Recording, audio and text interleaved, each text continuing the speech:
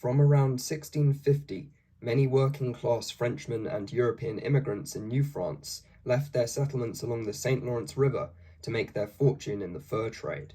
Colonial authorities believed the exploits of the Coureur de Bois, the woodrunners, would lead to rapid expansion that would be unsustainable for the new colony and draw trade away from the St. Lawrence, only further damaging and straining the economy there.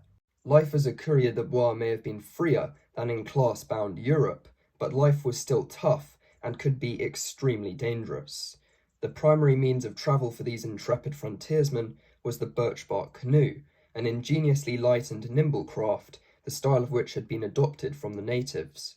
With these canoes, the Coureur de Bois were able to traverse the waterways of the interior. Any trade goods which they brought with them were loaded into the canoes to be given away as gifts or exchanged with indigenous peoples for valuable beaver pelts. The Ojibwe and Cree were the main indigenous peoples which the Coureur de Bois interacted with. The woodland Cree were semi-nomadic, ranging from one source of food to another, across the wilderness that enclosed the lower part of Hudson Bay.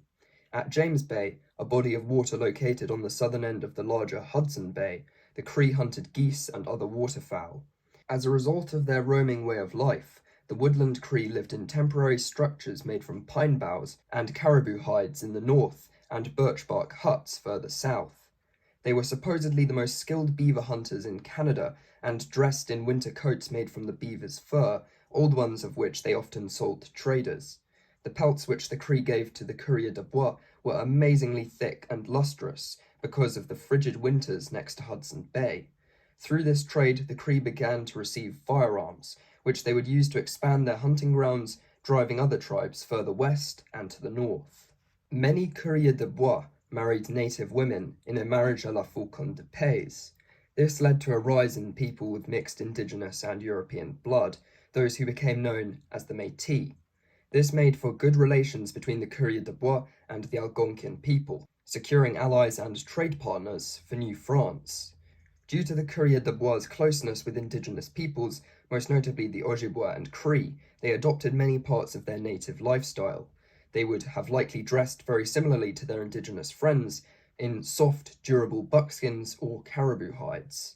To communicate with indigenous peoples, the Coureurs de Bois were forced to learn native languages, along with specific customs and beliefs among the tribes. At their time, the Coureurs de Bois were more familiar with the cultures of the First Nations than any other Europeans in Canada. In ordinary French society, this meant that the Coureurs de Bois were scarcely distinguished from the savages, being viewed as crude and unruly. The Coureurs de Bois condemned the evangelistic work of French missionaries and priests, tarnishing their reputation among most European colonists. However, their denouncement of Christian missionaries was probably not rooted in much respect for indigenous culture. Instead, it was more likely to do with continuing the sale of liquor to the natives, which many Jesuits believed was immoral due to the effects which alcohol had on the First Nations. To undermine the missionaries' evangelistic work, the Coureurs de Bois continued to supply the natives with liquor, such as French brandy. Throughout the fur trade, indigenous peoples were often exploited by traders who watered down the liquor to increase its volume. In addition to this, drunken natives were more likely to sell their pelts for lower prices, benefiting the European traders. The free-roaming days of the Coureurs de Bois would not last long. In 1681, French minister Jean-Baptiste Colbert began to demand that fur traders must be licensed to venture out from the St. Lawrence River. This certainly began the decline of the Coureurs de Bois, although some continued to trade and trap illegally beyond the St. Lawrence River without a license for a few decades. This change began a major transformation in the fur trade that would ultimately turn it into a well-organized system with bourgeois ownership and hired labor in the form of the voyageurs. However, the romanticized legend of the Coureurs de Bois only grew stronger with time as an embodiment of the free-spirited frontiersman, like the mountain man of the USA. The era of the Coureurs de Bois was also important for leading to the birth of a fur company that would come to dominate Canada. Its formation was only made possible by the two most famous Coureurs de Bois of all time, Raddison and Groseilliers. Médard de Groseilliers was born in the Champagne region of France in 1618. In 1641, when Groseilliers was around the age of 23, he sailed to New France, where he was soon to experience the Beaver Wars. He learned about the culture of the Huron and fought with them against the antagonistic Iroquois, also helping at Jesuit missions in present-day Ontario.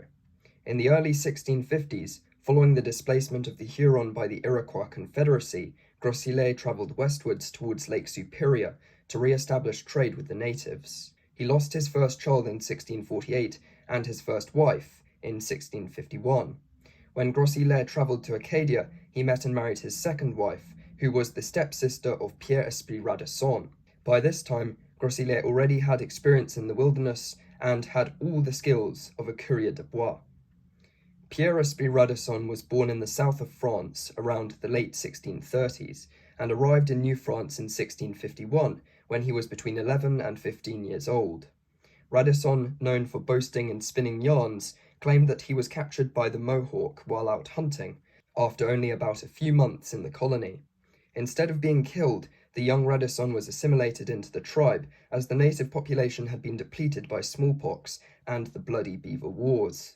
Though he was treated well by the Mohawk, learning their language and even joining them in raids, Raddison never forgot his old life. When he tried to escape with an Algonquian prisoner, the two were caught by the Mohawk after a couple of weeks. The Algonquian prisoner was killed, and Raddison was brutally tortured as punishment for his disloyalty. However, on a second occasion, Raddison successfully escaped to a Dutch outpost on the Hudson River, called Fort Orange, in the autumn of 1653. He then made his way back to New France.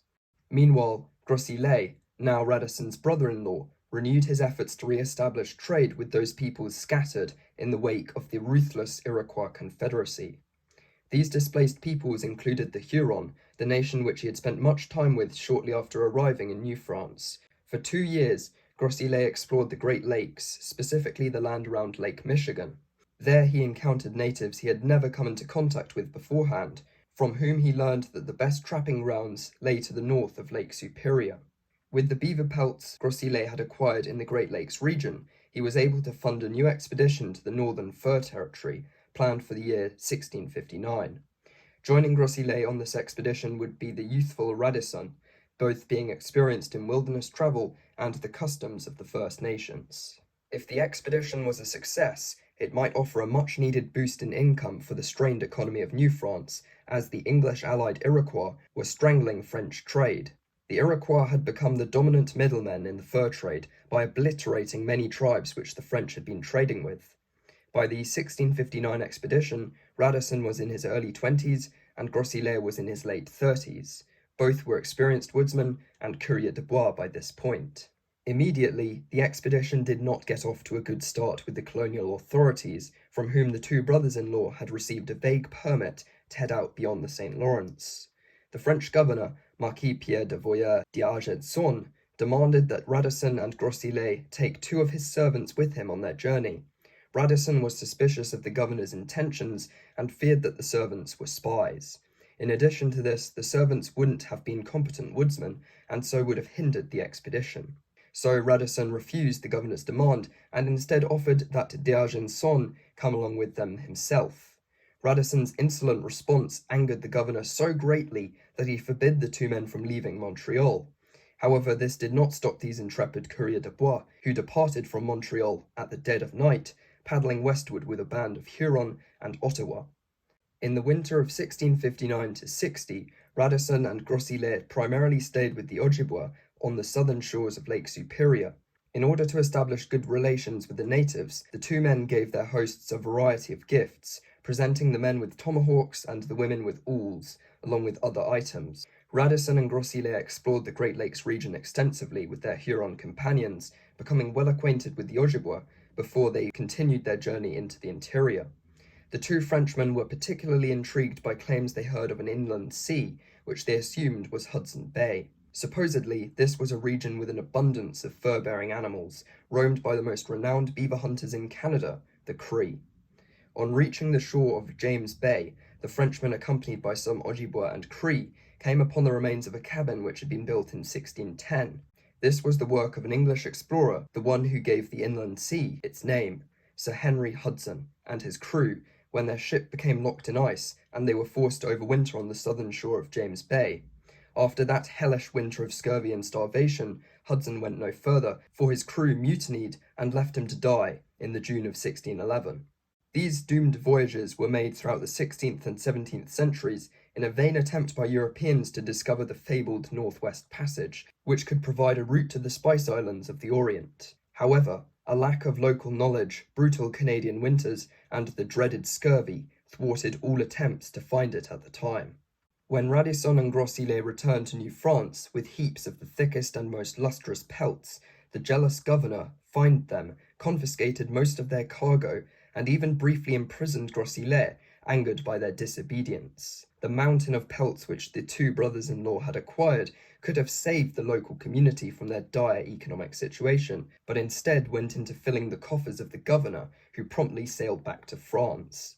Raddison and Groseilliers were further agitated when colonial authorities told them they were not allowed to travel west again. Having failed to receive any compensation for their losses in French courts or financial backing from New France, Raddison and Groseilliers went south to the English 13 colonies to search for sponsorship for a voyage to Hudson Bay. However, after their voyage was blocked by ice at the Hudson Strait, the two Frenchmen accepted an invitation from the English to present their audacious plan to the court of none other than King Charles II in 1665. Having been shunned and restrained by the French colonial authorities, Raddison and Groseilliers had just switched their allegiance to France's arch enemy, England. Raddison and Groseilliers' visit to London in the autumn of 1665 was the first time either of the Frenchmen had been to England. Having lived in the frontier of New France for decades, these two provincials must have been stunned and possibly horrified by the squalor of England's capital city. That year, London had suffered terribly from an outbreak of the bubonic plague. During the Great Plague, about 100,000 people died, 15% of London's total population. Most of the corpses were dumped unceremoniously in mass graves, and the stench must have been appalling. The air was never clean, choked by chimney smoke, and the streets were filthy. In comparison to the crisp air and scenic landscapes of the Canadian wilderness, London must have seemed like an urban hell to these two coureurs de bois. When Raddison and Groseilliers talked with the court of King Charles II, the two disreputable Frenchmen reignited England's old obsession for exploring Canada and searching for the Northwest Passage. The promise of wealth from exploiting the beaver-rich Hudson Bay region, paired with the possibility of damaging French trade and stumping their colonial expansion in Canada, proved irresistible for many in the English court. There is no doubt that the disreputable appearance of these two French coureurs de bois, combined with Raddison's boasts and tall tales, also played a role in interesting the English court. One particularly devoted patron was Prince Rupert of the Rhine, nephew of the former king and an experienced military man. He was intrigued by the two Frenchmen's premise of abundant beaver in the northern fur territory, and also by the promise of copper, which Raddison and Groseilliers claimed to have seen. Prince Rupert proved crucial in providing the two Frenchmen with finances in London and persuading Charles II to lease them a two-masted ship dubbed the Eaglet. Another ship would accompany them on their voyage, the Nonsuch, an even smaller vessel, which was purchased by the finances of the planned voyage. Raddison and Groseilliers passed the winter in their comfortable London quarters, regaling the royal court with stories of their adventures. For a time it seemed like the voyage would never go ahead, as the Great Fire of London swept through the city in September 1666. It destroyed over 13,000 houses and nearly 90 parish churches, the inferno fueled by the mostly timbered and tightly packed buildings. In this time of delay for the voyage, the Dutch attempted to convince Raddison and Groseilliers to switch their allegiances. However, the Dutch agent was imprisoned in the November of 1666 when his intentions were found out by the English. The disruption caused such a delay that it was too late into the following year to embark on the voyage, because the Hudson Strait would have been ice-choked by the time they arrived there. In 1668, the voyage finally went ahead, while the waiting time had allowed interest about the proposed expedition to rise in England. After a particularly fierce storm in the Atlantic, the Eaglet, which almost sank with Raddison on board, was forced to return to the harbour at Plymouth. However, in the early autumn of 1668, the smaller Nonsuch successfully landed on the shores of James Bay. Groseilliers, who had been on board the Nonsuch, led his men in building shelter for the winter. They called the dwelling Charles Fort, which was later renamed to Rupert House. After the fort was built, Groseilliers made sure they were well stocked on food from hunting.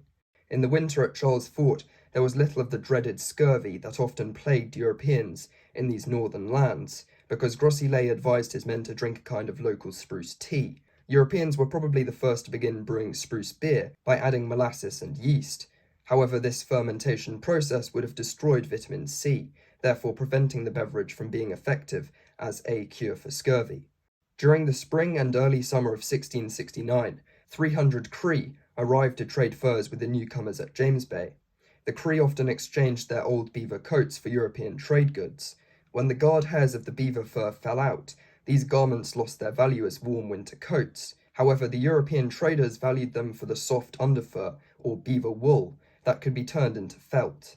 It must have been baffling to the Cree why the Europeans so incredibly valued their old coats. Unlike the forlorn crew of Sir Henry Hudson, who returned to England with a harrowing story of hardship and mutiny, Groseilliers and his crew returned to England in 1669, fully intact and with their ship brimming with beaver pelts. This was all thanks to Groseilliers' local knowledge and expertise as a woodsman. The successful voyage and establishment of Charles Fort, combined with Prince Rupert's persuasions, was enough to convince Charles II to declare the Royal Charter of Hudson Bay on the 22nd of May in the year 1670. This charter encompassed the entire watershed of Hudson Bay, a tract of land 3.8 million square kilometres in size, stretching across 5 modern Canadian provinces. The commercial enterprise of the Hudson's Bay Company would be run by a 7-man strong committee, led by the governor and deputy governor. Their main role was to engage in the fur trade. However, the Hudson's Bay Company would also be tasked with exploiting any mineral resources which might be in the area, along with searching for the Northwest Passage. The area within the charter would become known as Rupert's Land, and would eventually include multiple forts and depots along the edge of Hudson Bay. Vessels from England would access these outposts through the Hudson Strait in summer, bringing in trade goods and supplies to resupply the company and taking back bales of beaver pelts.